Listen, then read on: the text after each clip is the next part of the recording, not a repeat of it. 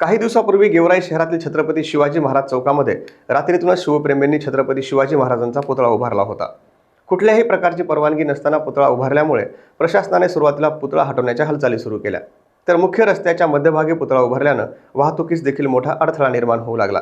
त्यामुळे हा पुतळा हटवल्यानंतर नेमका बसवायचा कुठे असा प्रश्न उपस्थित राहिला आणि यावरच आता गेवराईतील प्रशासन, लोकप्रतिनिधी आणि सामाजिक संघटनांनी एकमत करून गेवराईच्या प्रगतीसाठी एक पाऊल पुढे टाकलं आहे। प्रशासन, लोकप्रतिनिधी आणि शिवप्रेमींच्या चर्चेमध्ये एकमताने पुतळा स्थलांतरित करण्याचा निर्णय घेण्यात आला असून नियोजित ठिकाणी हा पुतळा बसवण्यासाठी आता पायाभरणीचं देखील काम सुरू झालंय।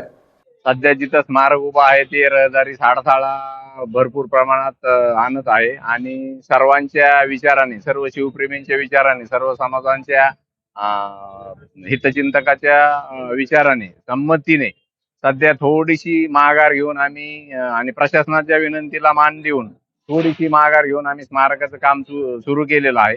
आणि आम्हाला अशी अपेक्षा आहे की ह्या स्मारकाला जे आता सध्या आम्ही उभा करत आहोत याला शासन अधिकृत मंजुरी देईल अशी आम्ही त्यांच्याकडून अपेक्षा ठेवतोय।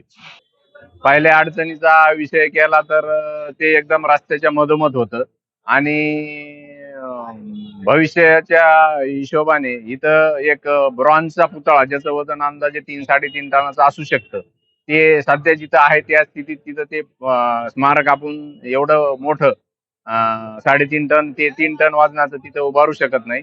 त्याच्यासाठी मजबूत पाया आणि फाउंडेशन पाहिजे। त्या हिशोबाने आम्ही हे नवीन थोडंसं बाजूला सरकून त्याचं काम सुरू केलेलं आहे आणि आमची अपेक्षा आहे ह्याला सर्व गेवराईतील सामाजिक कार्यकर्ते, हितचिंतक हे समजून घेतील आणि ह्याला एकदम पाठिंबा देतील अशी आमची अपेक्षा आहे त्यांच्या वतीने।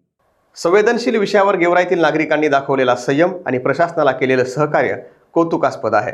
विविध संघटनांच्या पदाधिकाऱ्यांनी कायदा सुव्यवस्था अबाधित ठेवण्यासाठी आणि विकासाला गती देण्यासाठी घेतलेली भूमिका ही महाराष्ट्रासमोर आता आदर्श ठरत आहे।